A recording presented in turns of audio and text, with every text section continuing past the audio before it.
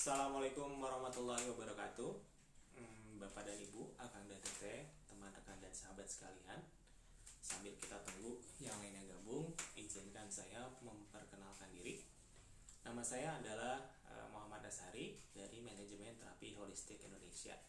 Hari ini spesial kita menyapa teman-teman semua, baik itu Bapak dan Ibu, halayak umum maupun para terapis, lewat dua media, yang satu Instagram kita @mthi_indonesia dan yang satu lagi via Facebook kita juga @mthi Indonesia. Nah, pertemuan kali ini adalah rangkaian pertama dari seri yang insya Allah akan kita terus laksanakan setiap hari Kamis. Nah, sengaja kita lakukan ini supaya kita bisa lebih mengenal lagi mengenai apa sih sebetulnya manajemen terapi holistik Indonesia, apa itu terapi energi, terapisnya siapa aja, kalau saya mau latihannya seperti apa, terus kalau misalkan sudah berlatih dan menerapi, teknik terapi ini seperti apa Kang, kalau misalkan sakitnya HNP seperti apa, testimoninya seperti apa, semuanya akan kita bahas dalam seri MTHI Talks yang akan untuk sementara ya hari Kamis setiap minggu gitu ya. Oke, sepertinya udah beberapa yang hadir ya. Oke, terima kasih yang udah hadir. Sambil kita tunggu sebentar, saya kasih overview dulu. Jadi pada pertemuan kali ini kita akan perkenalan dulu. Saya akan menjelaskan sedikit apa sih manajemen terapi holistik Indonesia, dan yang paling penting adalah bagaimana kami bisa memberikan manfaat buat Bapak dan Ibu pemirsa yang sedang menyimak gitu ya. Oke, kita mulai aja ya. Oke, ada yang wave. Oke, ada Laila Adams. Oke, ya, Bapak dan Ibu, Laila Adams ini adalah humas kita. Jadi kalau ada perlu apa-apa nanti akan sama Teh Lala ya. Oke, kita mulai aja pembahasannya. Seperti tadi saya sudah perkenalkan diri, saya Ashari dari Manajemen Terapi Holistik Indonesia. Hari ini kita live dari Jalan Subang nomor 29 dan 27 Antapani, Bandung, tempat dimana ada terapi dan latihan kita di Bandung gitu ya. Saya di MTHI adalah sebagai komisioner. Komisioner itu seperti pendiri lah ya. Basically MTHI ini didirikan oleh 3 orang. Ada Kang Sodik Koharudin, ada Kang Wawon, dan saya Aska Ashari. Nah, jadi ceritanya dulu sedikit ya. Jadi kami bertiga adalah orang-orang praktisi olah nafas awalnya gitu ya. Jadi pada masa muda kami gitu ya, kami berlatih olah nafas. Aplikasinya beda-beda, kami beda jalur nih. Kalau Kang Sodik itu dari dulu memang mengambil jalur pengobatan, jadi olah nafasnya untuk terapi. Kang Wawon dan saya lebih ke bela diri waktu itu. Jadi saya olah nafas dan silat, untuk aplikasinya ke bela diri. Nah, pada tahun 2001 pada tahun 2001 sudah dimulai yang namanya kelas latihan kesehatan waktu itu. Jadi tapi kita belum bareng-bareng gitu ya. Jadi Kang Sodik ini karena sangat-sangat concern di terapi, terus pasiennya juga ingin berlatih, maka diajarkanlah si teknik latihan ini. Nah, 2001 berdirilah yang namanya kelas kesehatan gitu ya. Nah, berjalan terus. Nah, kami bertiga baru dipertemukan itu pada tahun 2010 akhir gitu ya. 2010 akhir kita berpikir seperti ini.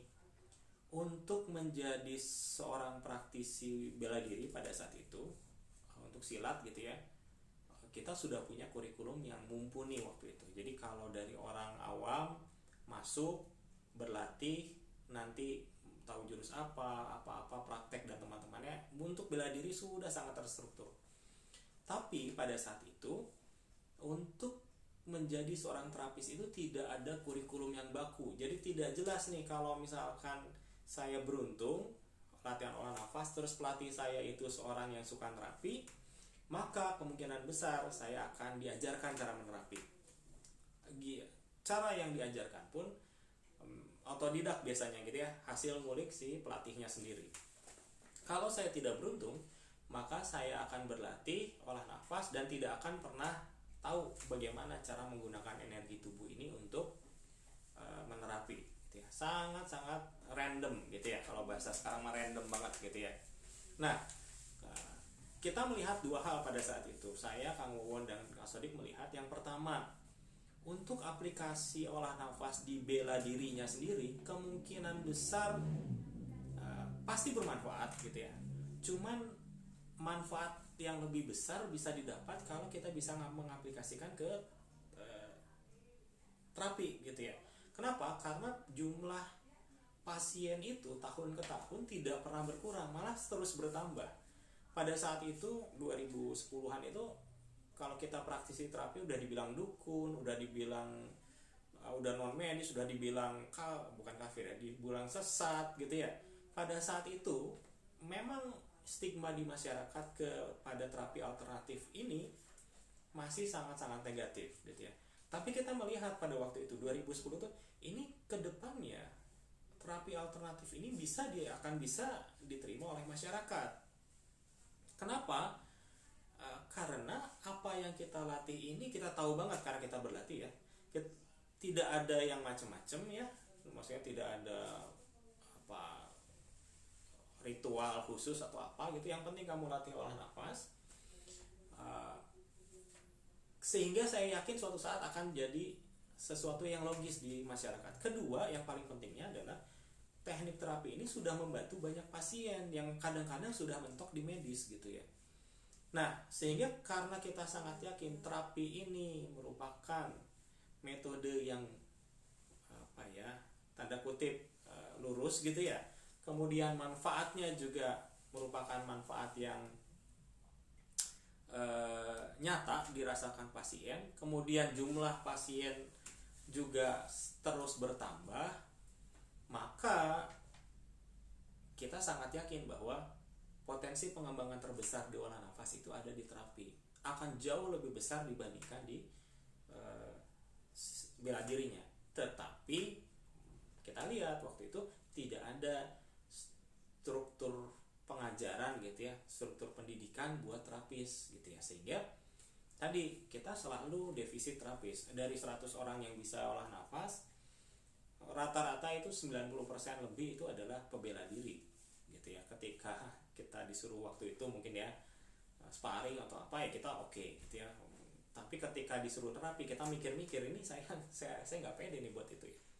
Nah, kami bertiga melihat itu, sehingga pada tahun 2010 kita berinisiatif, ya sudah, ini udah saatnya kita punya sebuah mekanisme, sebuah proses di mana seorang itu dari yang awalnya tidak tahu apa-apa, tidak punya basic apa-apa, bisa menjalani proses latihan sehingga dia arahnya dalam waktu yang tidak lama, dalam waktu yang sangat cepat, dia menjadi seorang terapis.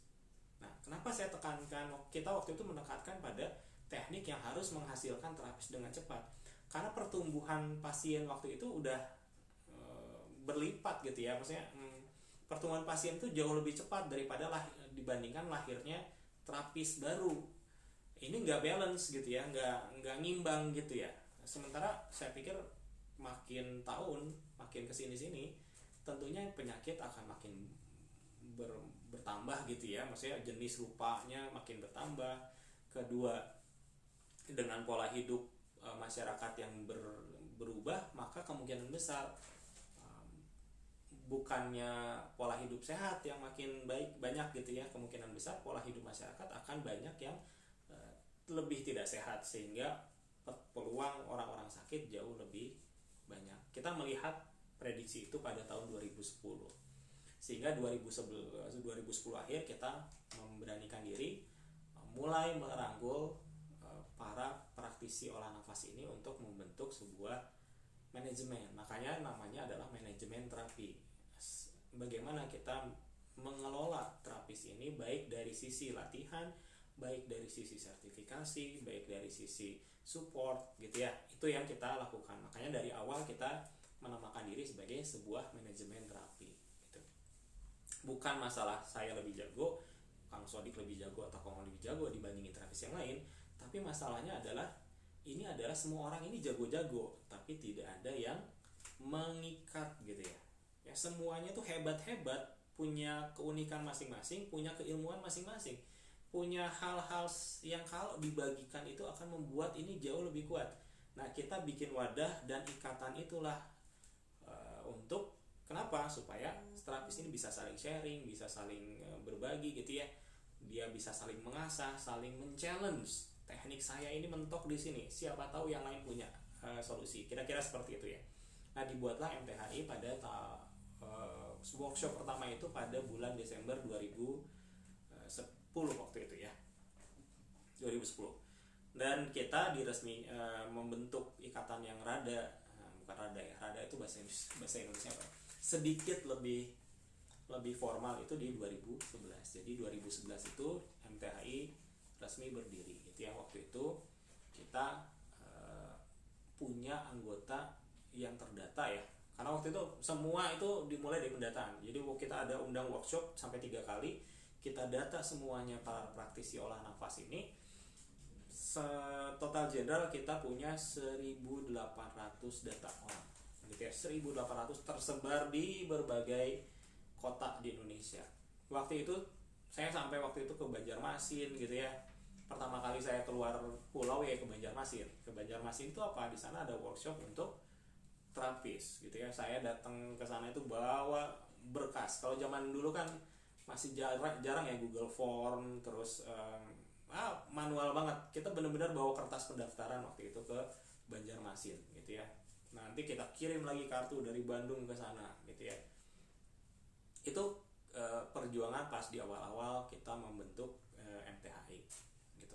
Nah, sepanjang perjalanan dari 1.800 anggota ini, ternyata kami menyadari MTHI waktu itu ini anggota banyak, kemampuan support kita sangat-sangat tidak imbang, jomplang gitu ya. Kita nggak punya, karena kemudahan teknologi belum ada waktu itu ya. Kita mau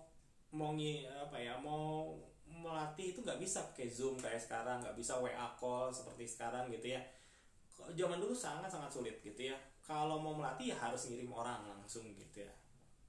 Mungkin di Pulau Jawa YouTube udah oke, internet udah mulai ada, tapi di luar kotanya ini yang masih belum bisa kayak kita provide, mereka nggak bisa akses ya, sama-sama aja. Jadi kalau waktu itu kalau mau melatih ya memang harus physically kita datang ke tempat itu gitu ya, sehingga bentuknya kayak workshop kecil gitu ya. Nah, ini sangat-sangat jomplang dengan 1.800 anggota, tapi kemampuan support kita sangat-sangat lemah, sehingga akhirnya pada saat itu kita melihat udah nggak bisa ini kita memaksakan diri. Jadi akhirnya dibagi dua sebetulnya.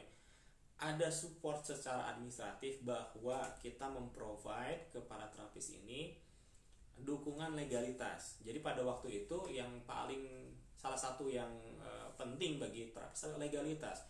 Kalau saya terapi, misalkan ditanya sama RT sama RW, digrebek gitu ya, misalkan gitu ya, saya mau berlindung, mau ngomong apa gitu ya, karena waktu itu kan stigmanya masih banyak yang negatif ya, kental sekali. Kalau kita terapi itu dibilangnya dukun tuh udah umum banget lah gitu ya pada zaman dahulu.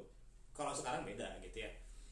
Kalau dulu stigmanya negatif, sehingga salah satu dukungan yang kita berikan, akhirnya kan membernya 1.800, kita pisah nih, mana yang bisa kita kelola langsung dalam konteks berlatih bersama, meningkatkan kompetensi dan teman-temannya gitu ya. Ini hanya sebagian kecil aja, karena kita lingkupnya di Bandung ya, orang-orang Bandung lah yang berkesempatan. Sementara yang luar kita kasih support baru terbatas di legalitas. Jadi intinya kita bilang begini, Akang dan Teteh, Bapak dan Ibu terapi sekalian, kalau suatu saat ada yang menanyakan tentang legalitas, ada yang mempertanyakan tentang teknik cara ini, apakah ini halal atau haram, apakah ini syirik atau tidak, musyrik atau tidak gitu ya, maka lempar semuanya ke Bandung, biar kami yang jawab. Itu jelas kita support. Jadi teman-teman yang waktu itu punya kartu terapis gitu ya, dulu ada fotonya kartu terapis, ada datanya, terus ada juga sertifikat terapis. Orang-orang yang sudah pegang ini maka dia akan punya kesempatan untuk lempar gitu ya. Biar yang orang Bandung aja deh yang menjelaskan, biar kami yang siap untuk menegosiasikan. Dan itu terjadi beberapa kali. Ada yang waktu itu terapis di daerah, ditanya sama Babinsa gitu waktu itu. Wah, di kelimpungan bingung mau jawab seperti apa. Walaupun ya waktu itu pasti semuanya berniat menolong ya.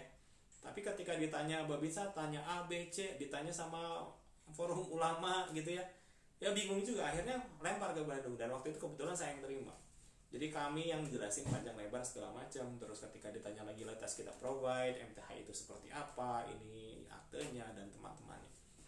Alhamdulillah itu bisa kita atasi dengan baik gitu ya.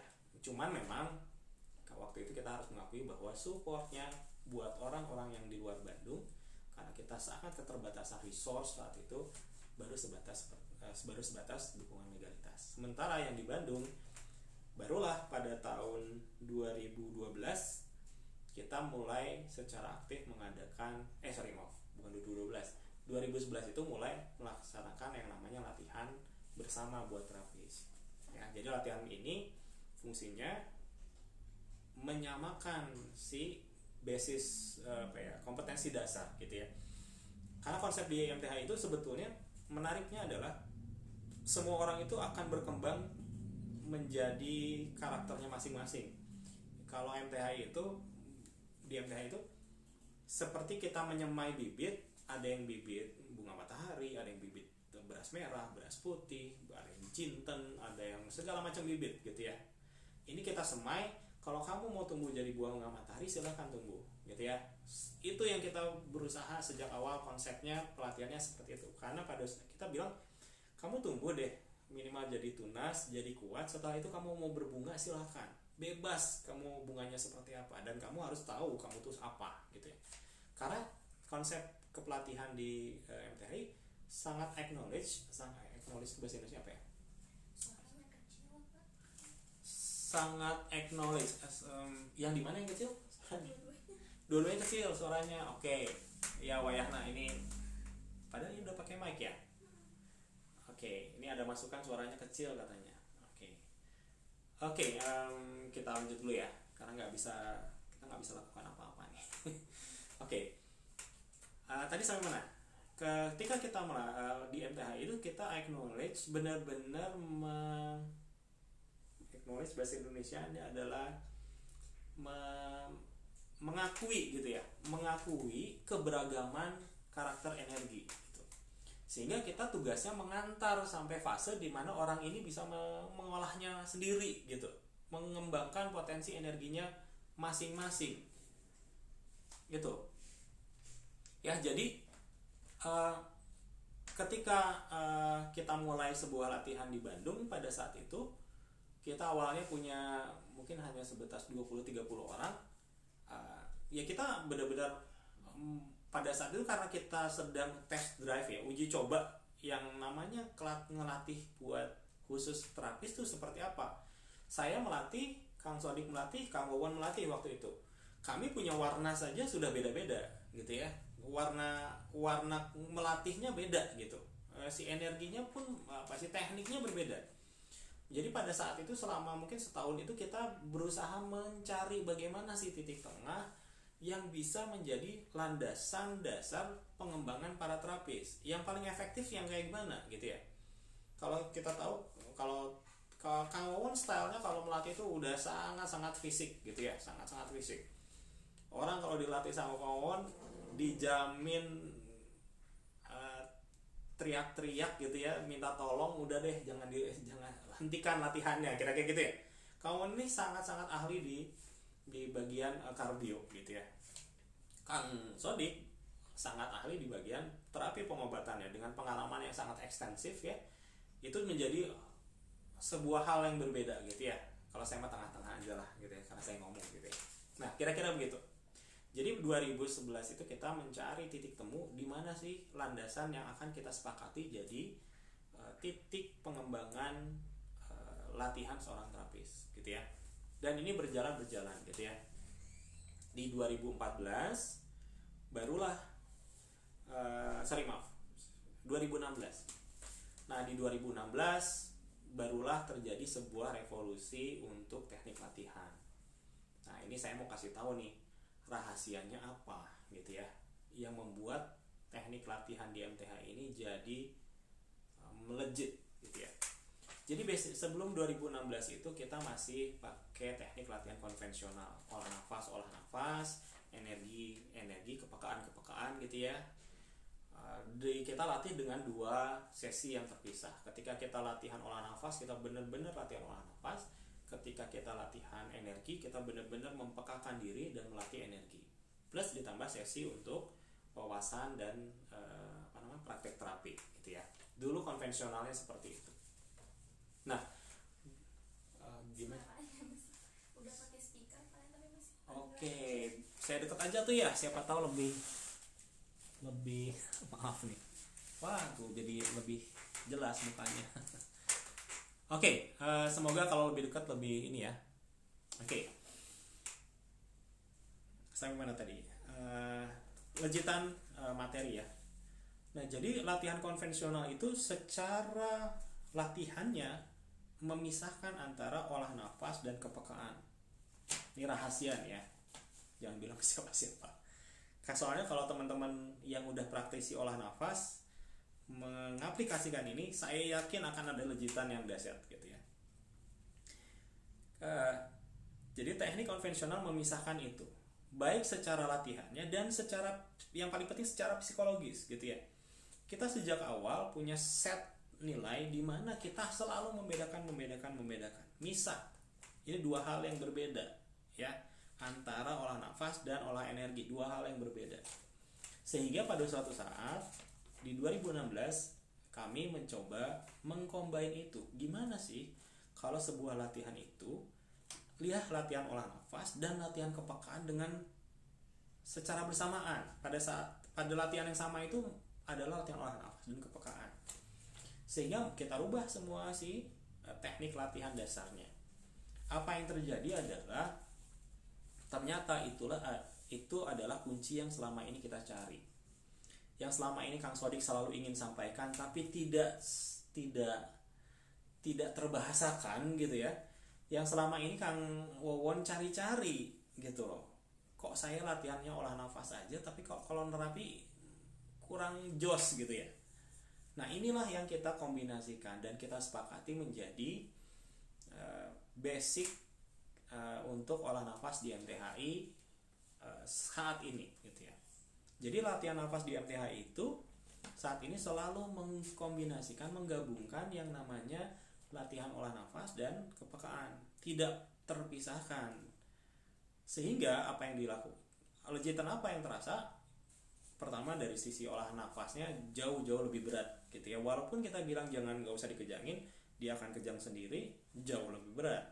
Saya bisa bertaruh gitu ya, kalau teman-teman praktisi olah nafas terus meluangkan waktu berlatih dengan cara kita, kalau bisa 30, jangan sampai 30 lah, 20 kali nafas bener aja, maka itu bukan sebuah prestasi. Dan saya acungkan jempol, siapapun yang bisa 20 kali nafas dengan baik dengan teknik kita ya, maka teman-teman berarti sudah sangat-sangat hebat ya. Indikator sebut 20 kali nafas saja gitu ya. Nah ini yang kita punya di MTHI, lejitan pada tahun 2016. Lejitan ini memungkinkan apa? Nah ini yang jadi menarik, karena kita menemukan sebuah rahasia yang selama ini selalu ada gitu ya. Kita akhirnya nemuin gitu ya, oh ini ternyata gitu ya, dari tadinya udah ada di situ tapi kita nggak pernah lihat gitu, nggak pernah kelihatan gitu. Nah karena 2016 kita menemukan rahasia ini, maka sejak 2016 kita bisa mewujudkan keinginan awal, yaitu melahirkan terapis-terapis yang handal, yang cukup minimal bisa gitu ya untuk menerapi secara efektif dalam waktu singkat. Maka 2016 kita punya kurikulum revolusioner 12 kali latihan. Orang ini dijamin dari nol, dia nggak punya basic juga, dijamin bisa memberikan layanan terapi energi yang efektif ya untuk keluhan dasar tentunya ya. Karena kan kalau keluhan-keluhan yang keluhan penyakit itu banyak, sehingga setiap keluhan ini kalau perlu wawasan gitu ya. Misalkan gini, kalau terapi buat asam urat, diabetes, rematik, asam lambung itu sudah termasuk dari 12 kali latihan, kamu udah dapat materi itu. Tapi kalau misalkan mau terapi kanker, nah itu harus ada tambahan dari wawasan, dari teknik dan teman-temannya. Tapi minimal dalam 12 kali latihan, buat keluhan-keluhan umum dia sudah bisa terapi secara efektif. Nah, ini yang kita dapat sejak lejitan materi di 2016 itu. Sehingga tadi apa yang kita apa yang kita inginkan, yaitu melahirkan terapis dengan dalam waktu cepat, itu bisa dimungkinkan sejak 2016 gitu ya. Pertanyaannya, bisa lebih cepat nggak dari 12 sesi latihan? Bisa nggak cuma sekali? Bisa nggak cuma 2 kali? Jawabannya adalah bisa, tapi kami tidak mau ambil itu. Kenapa nggak mau? Karena seorang terapis itu bukan hanya masalah kapasitas energinya saja, tetapi juga masalah mindset. Ketika kita berlatih olah nafas, maka kita berlatih untuk fokus. Ketika kita berlatih olah nafas, kita berlatih untuk sabar. Ketika kita berlatih olah nafas, kita berlatih menjadi orang yang nggak bosen gitu ya, konsisten, berkomitmen. Ini yang bisa kita latih ketika kita latihan olah nafas. Sehingga 12 kali latihan itu diperlukan supaya minimal sebagian besar dari nilai-nilai itu bisa diperkenalkan kepada para terapis. Kalau cuma workshop 8 jam selama 1 hari gitu ya, misalkan di hotel gitu ya, 8 jam kan workshop 1 hari gitu ya, bisa sampai terapi, tetapi nilai-nilai konsistensi gitu ya, pelayanan, terus komitmen, itu bisa jadi gak dapat. Sehingga ketika perform di lapangan, dia harus lebih lebih struggle lagi karena dia sendirian ya. Beda kalau 12 sesi kan didampingi ya, sama ada pelatihnya, sama instrukturnya, sama mentornya gitu ya. Nah, ketika cuma ikutan yang 8 jam, maka ketika di lapangan dia jadi orang yang harus benar-benar struggle, which is good also gitu ya. Itu juga bagus gitu ya, kira-kira seperti itu. Nah, itulah yang terjadi di sisi latihan. Jadi sejarah dari MTHI itu panjang, merentang dari 2001 kita mulai latihan olah nafas buat kesehatan. Di 2010 akhir kita mulai kumpulkan para praktisi olah nafas. 2011 kita lembagakan dengan tajuk MTHI, sengaja namanya manajemen terapi, karena kita lihat kita bukan yang jago kok gitu ya, kita sama-sama aja dengan yang lain. Yang diperlukan oleh orang-orang hebat ini adalah sebuah wadah dan sebuah ikatan, di mana ini bisa mengharmoniskan langkah, kira-kira seperti itu gitu ya. Kalau zaman dulu ada yang si A nerapi, si B nerapi, nanti si A nerapi misalkan pasiennya nih nggak boleh dipegang sama si B misalkan, karena ini pasien saya tanda kutip gitu ya. Wah, itu masih banyak terjadi zaman dulu.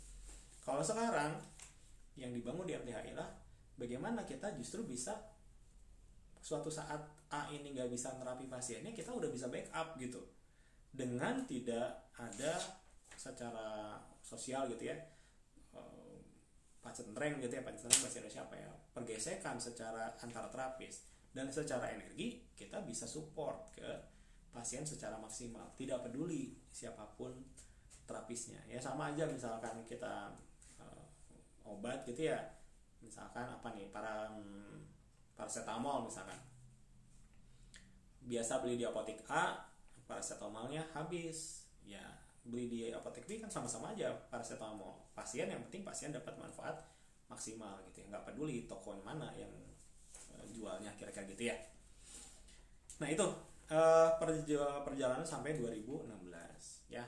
Nah, jadi teman-teman sekalian, apa apa yang dilatih di MTHI saat ini adalah hasil dari tanda kutip saripati intisari kristalisasi dari perjalanan panjang baik para foundersnya, para komisionernya, juga perkembangan dari hasil ngulik ya. Materi itu kan hasil ngulik ya. Dulu kita latihannya seminggu sekali, seminggu 2 kali. Setelah itu kita latih lagi karena kita mikir, saya punya misi nih, pengen cepet gitu. Kenapa ini nggak bisa cepet gitu ya? Kita pikirin gitu pada zaman waktu itu. Saat ini kita terus terang udah nggak terlalu mikirin di materi dasar itu ya, karena kita udah tahu ini pakem yang mantep banget gitu ya.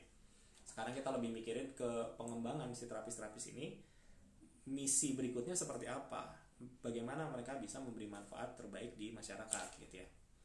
Karena fasenya sudah lewat yang masalah ngulik materi itu. Nah, sampai 2016 kita masuk ke 2018. 2018 itu MTHI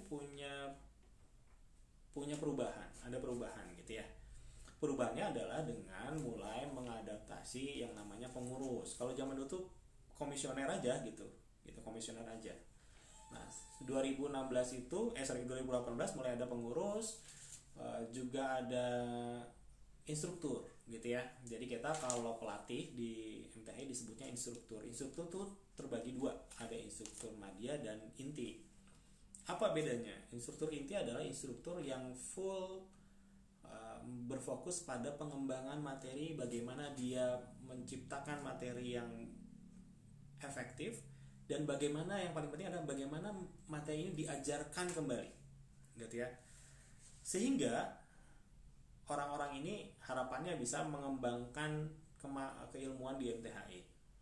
Kita punya gimmick namanya jembatan keilmuan.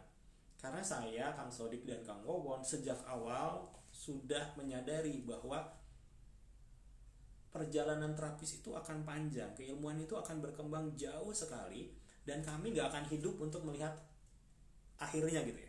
Kami tidak akan hidup sampai melihat, intinya kami bakal selesai gitu tugasnya gitu. Tapi kalau kami selesai, kami harus punya keyakinan bahwa generasi berikutnya bisa mengembangkan lagi materinya. Kalau kami ngajarin cuma sampai 50, maka 50 ini akan dibawa oleh generasi berikutnya mengembangkan sampai 80 mungkin, sampai 100 mungkin, sampai 120 gitu ya. Karena ini kan perjalanan keilmuan itu bukan finite tuh, bukan terbatas sampai 100, enggak kan. Ini seperti bilangan cacah atau bilangan bulat aja, dia maju terus gitu ya. Dan tapi satu saat kami bertiga pasti akan selesai tugasnya. Sehingga kami mulai mendidik yang namanya terapis inti. Terapis inti ini punya tugas tadi mengembangkan ke materi sehingga dia jadi jembatan keilmuan. Mereka akan ngajarin ke terapis madya. Terapis madya ini yang akan mengajarkan kembali langsung ke anggota. Saat ini kita punya 13 orang total instruktur di lingkar instruktur. Dan harapan saya pribadi dan tentunya harapan dari para komisioner adalah para terapis, para instruktur ini bisa mengambil peran lebih aktif lagi gitu ya. Ini makanya 2021 ini kita pengen instruktur inti ayo expand gitu ya.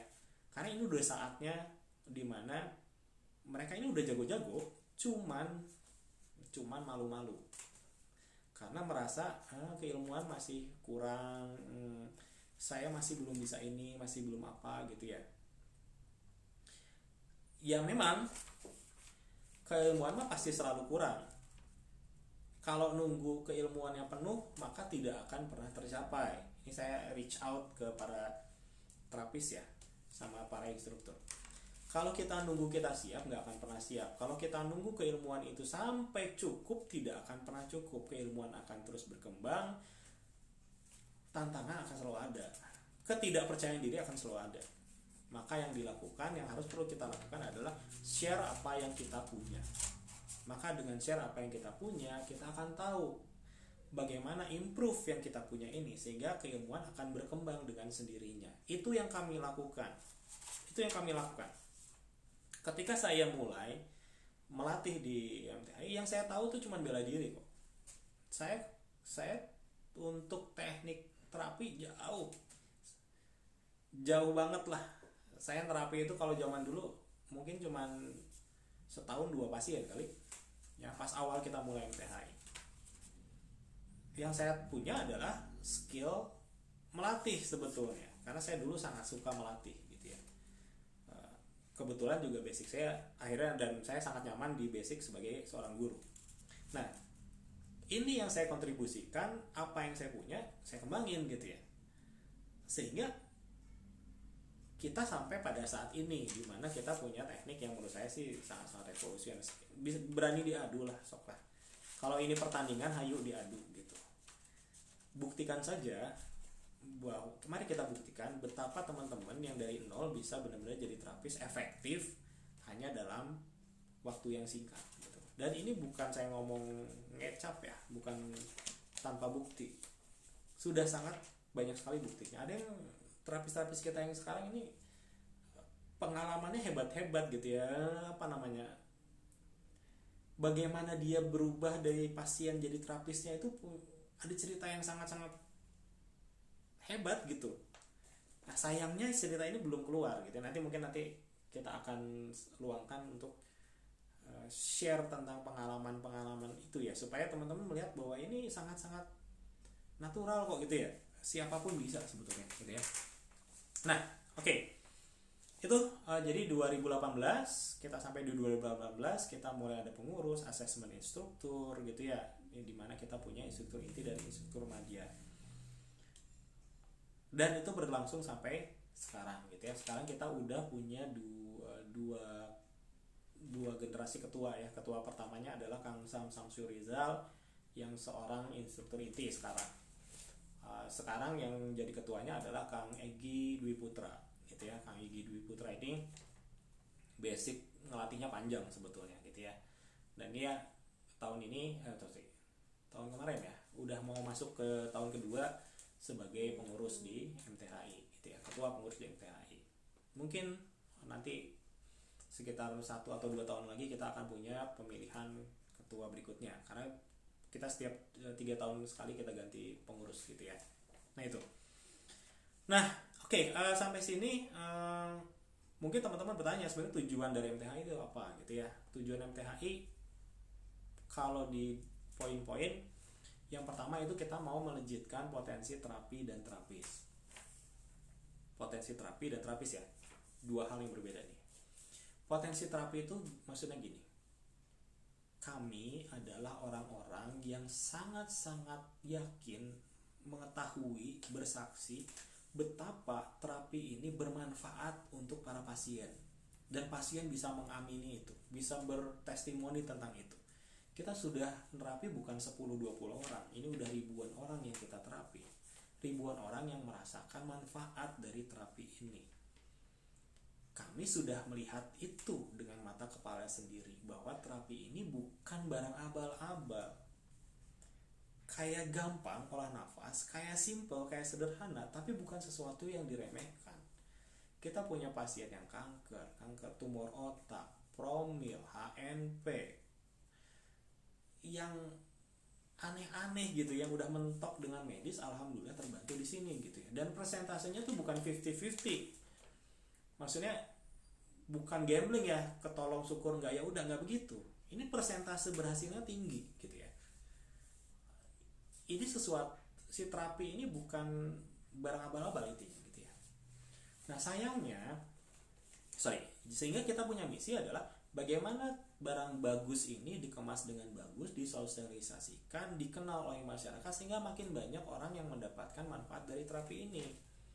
Itu maksud dari melejitkan potensi terapi, karena barangnya, terapi ini barang bagus gitu. Mungkin ini sesuatu yang dicari sama orang-orang gitu ya. Kalau praktisi-praktisi lain mungkin ada yang jalannya diolah nafasnya aja gitu ya, kayak kita pertama di awal-awal gitu ya. Ada yang kepekaannya aja gitu ya. Ini loh, kita udah punya sesuatu yang mungkin bisa menambah khasanah wawasan, menjadi kunci yang dicari-cari gitu ya. Ini barang bagus terapi ini. Yang kedua, melejitkan potensi terapis. Terapis ini kan orangnya.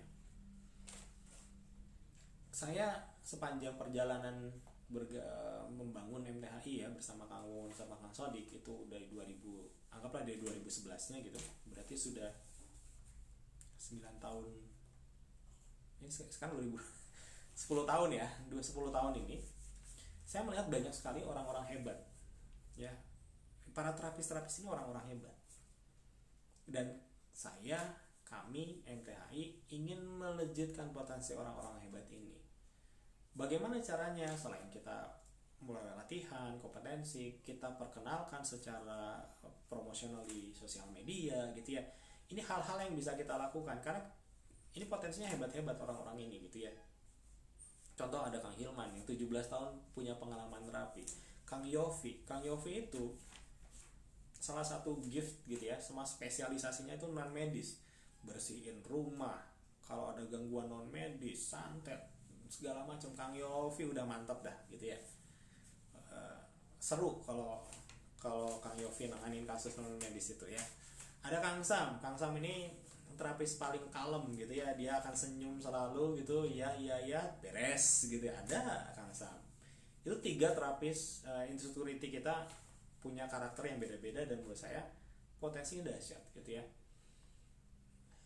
Ini belum terapis yang madya gitu ya. Terapis madya ini punya banyak sekali cerita, mulai ada Pak Sakiman gitu ya, Kang Padayat gitu ya, Bu Nani, Teh Tika gitu ya, sangat-sangat banyak gitu ya yang punya potensi gitu ya. Ini yang menurut saya perlu diekspos sehingga orang-orang bisa berkesempatan kenal dengan pribadi hebat-hebat ini, pribadi yang hebat ini gitu ya. Itu tujuan kita, yaitu melejitkan potensi terapi dan terapis. Yang berikutnya adalah membangun komunitas. Seorang terapis ini punya pasien, yang di hubungan terapis dan pasien itu dibangun berdasarkan trust yang tinggi, kepercayaan yang tinggi, sehingga komunitas yang dibangun antara terapis dan pasien, interlinking antar pasien, merupakan komunitas yang sangat-sangat kuat. Ini yang hendak selalu dan sedang kita bangun. Bagaimana terapis A, B, C bisa semua membangun sebuah komunitas besar, yaitu komunitas terapi ini gitu ya. Tidak hanya 1-2 orang, tapi semuanya interconnected. Kalau ini terbangun, maka kita akan sangat-sangat punya banyak sekali kesempatan dan potensi gitu ya. Bayangin aja kalau 10 orang ngumpul, 10 potensi sudah terkumpulkan. Apa yang bisa kita bangun sangat banyak gitu ya. Kalau kita punya 20 ya lebih hebat lagi. Tinggal kemampuan dari kita untuk memanage, membangun si komunitas ini gitu ya. Karena base-nya udah bagus, yaitu udah base on trust ya, sudah sangat tinggi kepercayaannya. Itu sama yang terakhir adalah kita terus terang ingin membangun kesejahteraan untuk para terapis.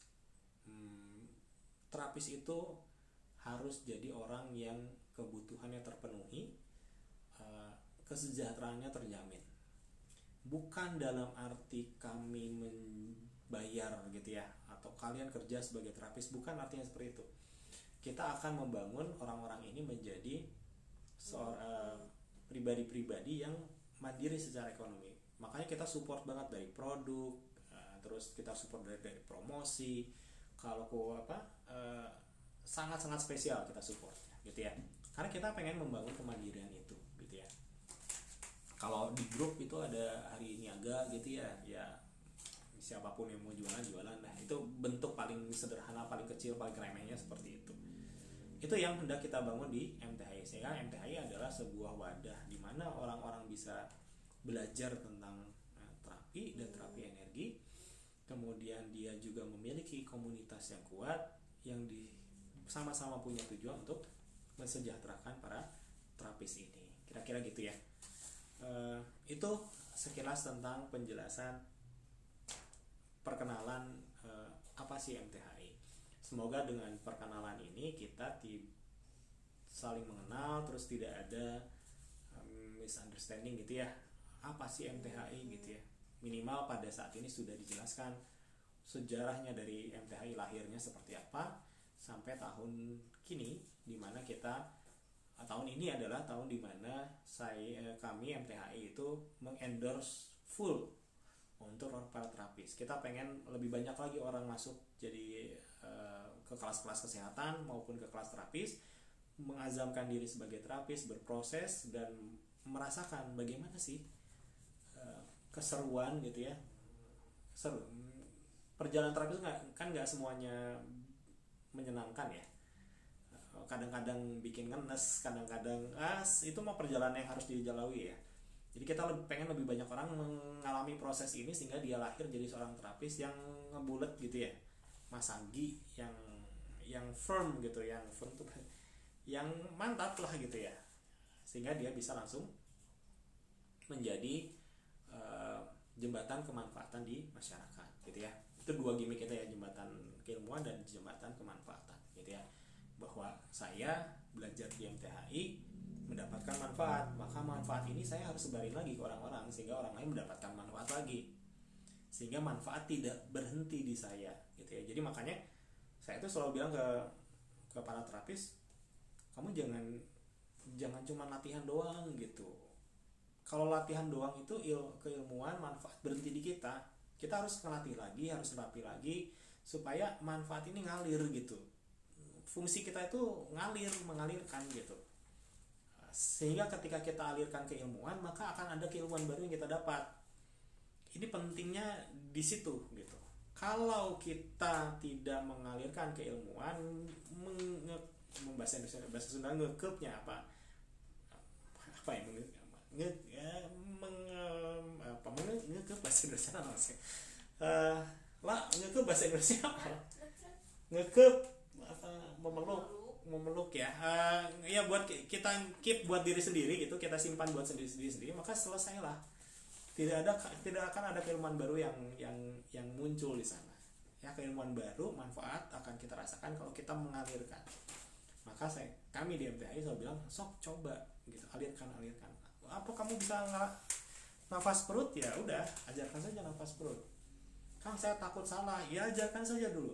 Nanti masalah bener kita bisa, kalau salah kita bisa benerin gitu ya. Kalau bener berarti sudah diafirmasi.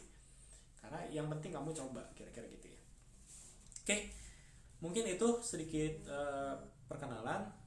Jadi MTHI Talks ini akan jadi sebuah wahana sarana live rutin. Nah, kita udah punya beberapa listing pertanyaan.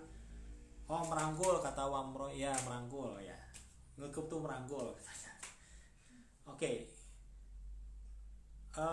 Kang Ferry bilang suaranya kecil. Ya, maaf, ini nanti pada berikutnya kita coba ya. Ini udah pakai mic tapi ternyata masih kecil. Ntar minggu depan kita coba improve-nya seperti apa. Oke.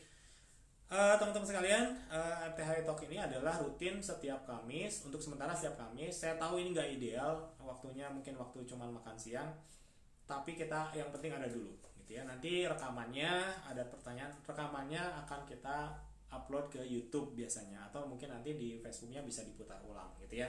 Jadi bisa ditonton kapan aja.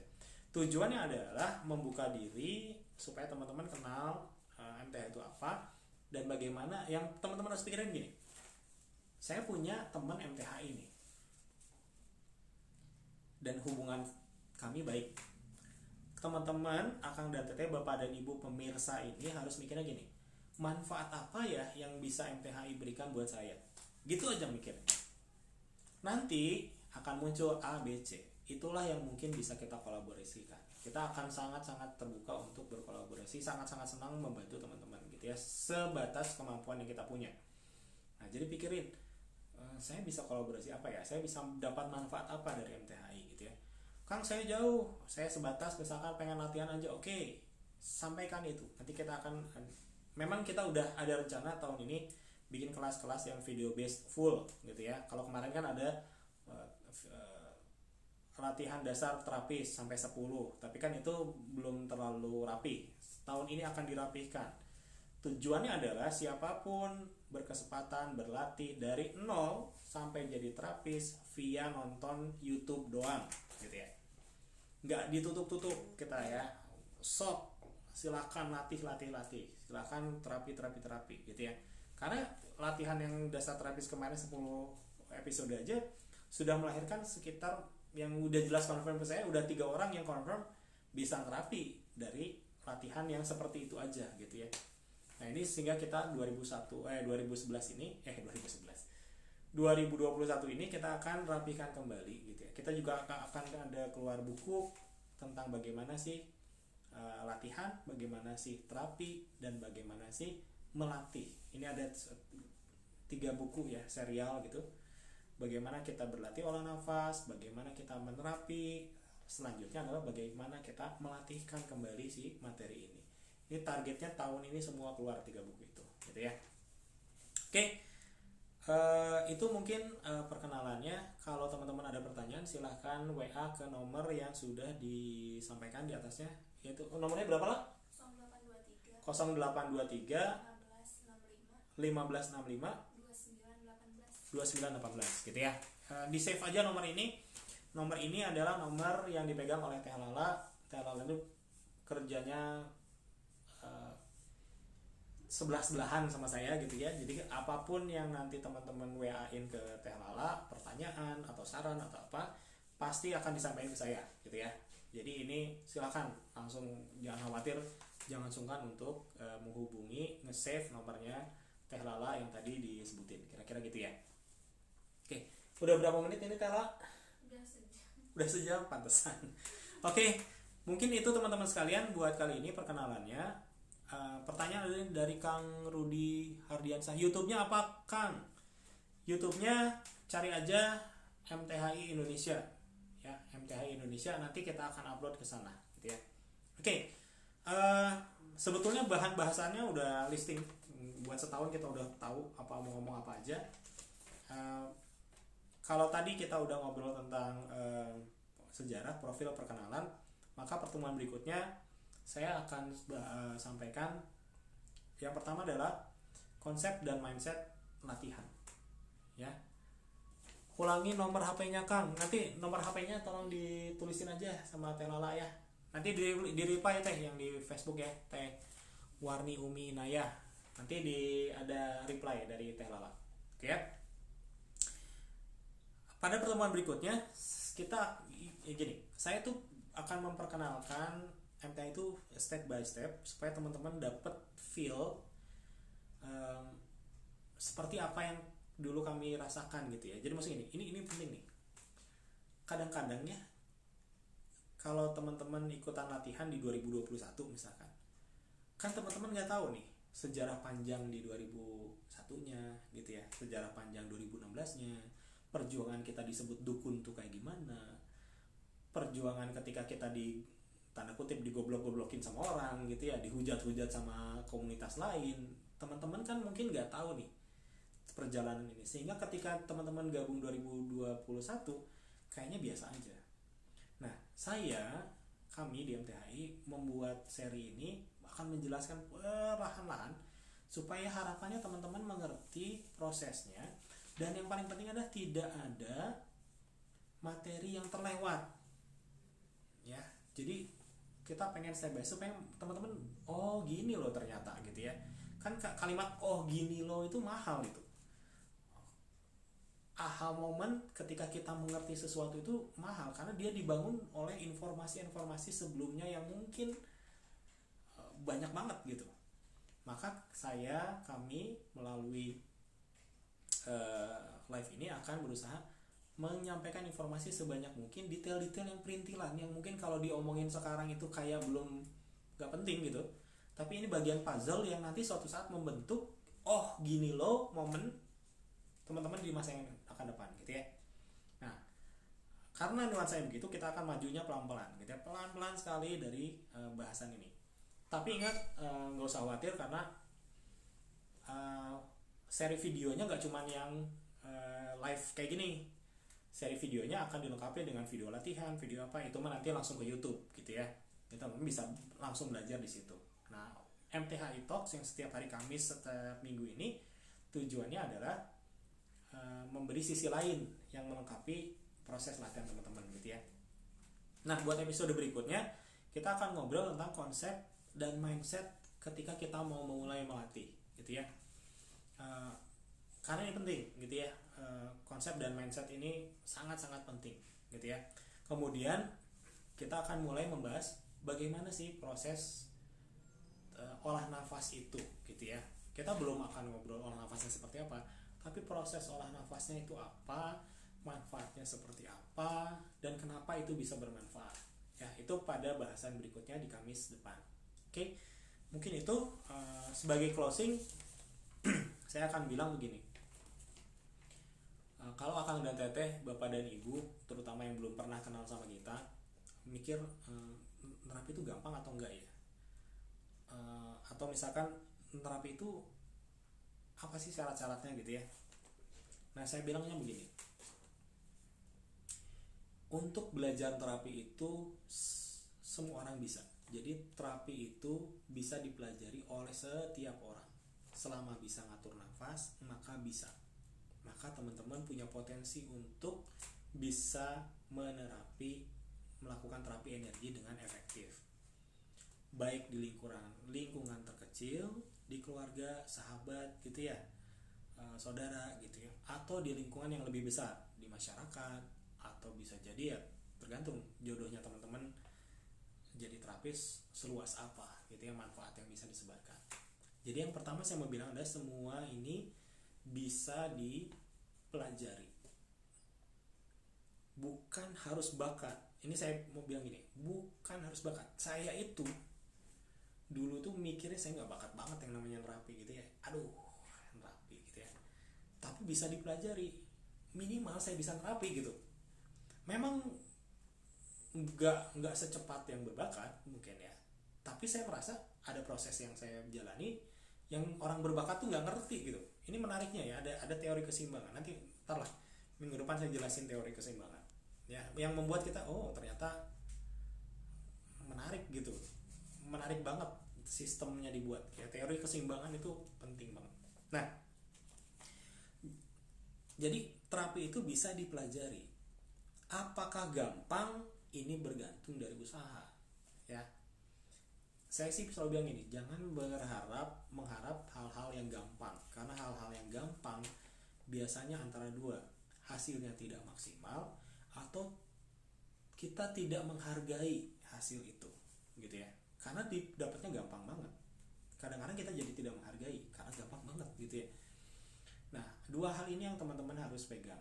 Jadi ketika ditanya apakah gampang untuk menjadi seorang terapis, maka jawabannya kembali ke masing-masing orang. Saya sih berharap teman-teman ketika berlatih jangan cari cara yang gampang supaya kita hasilnya maksimal, dan kedua kita pun menghargai hasil yang kita dapatin betapapun kecil dan remeh kata orang gitu ya.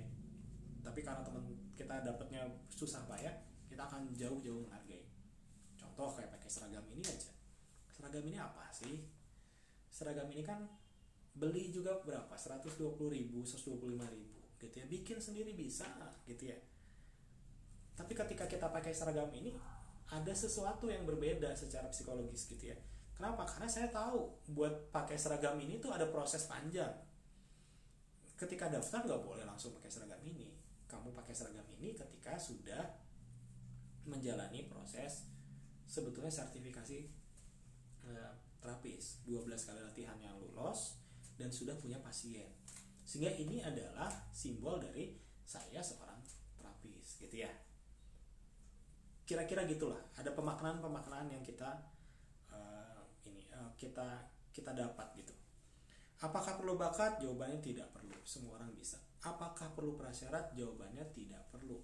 Yang penting adalah teman-teman mau, willing, tertarik, dan mau nyoba gitulah. Gitu ya. Kita akan nyoba semua dari cara yang paling sederhana. Karena memang metode latihan di MTHI semuanya mulai dari yang basic building blocks. Jadi Lego mah satu-satu ya. Nggak tiba-tiba gede gitu. Kita bikinnya satu-satu. So dia punya fondasi yang bagus, kira-kira gitu. Kenapa? Karena sebenarnya buat seorang terapis itu bangunannya nggak harus besar, megah, tinggi, hebat, cantik, indah, nggak. Yang penting itu fondasinya. Setelah fondasinya beres, maka bentuk bangunan dibangun sendiri oleh masing-masing orang. Tugas MTHI adalah memberikan arahan bagaimana membangun fondasi-fondasi yang kokoh, sehingga berapapun tingkat bangunan yang kamu pengen bangun, mau 10 tingkat, 20 tingkat, dia bakal kuat. Kira-kira gitu ya. Oke, itu closing statement dari saya. Terima kasih Bapak dan Ibu, Akang dan Teteh yang sudah ikut live. Bila bersedia, saya mohon bantuannya untuk disebarluaskan, di-share, di-like, di-komen gitu ya. Kang, kenapa saya harus share, like, dan komen? Karena siapa tahu dengan share-nya Akang dan Teteh ada orang lain di ujung sana yang menjadi tahu yang itu sebetulnya, dan dia benar-benar udah nyari kemana-mana belum dapat gitu. Sebuah klik itu jangan dianggap remeh gitu ya. Sebuah klik itu bisa membuka jalan bagi orang lain. Jadi kalau teman-teman merasa ada manfaat dari siaran kali ini, silakan di share, di like, di komen, kalau bisa disebarluaskan. Semoga apa yang Akang dan Teteh bantu sebarkan ini menjadi jembatan manfaat, jadi jembatan pembuka silaturahmi antara kita di MTHI dengan teman-teman sekalian. Terima kasih atas perhatiannya. Saya Muhammad Ashari dari Manajemen Terapi Holistik Indonesia. Hari ini episode pertama dari MTHI Talks dari Jalan Subang nomor 2927 Antapani, Bandung. Saya undur diri, mohon diri. Assalamualaikum warahmatullahi wabarakatuh.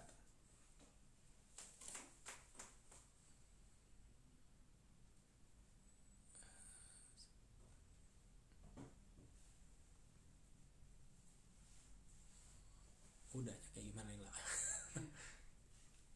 Live 1 jam 1 menit nggak bisa dimatiin. Matiinnya gimana ini? Maaf ya teman-teman yang di IG, kita bingung nih matiinnya gimana.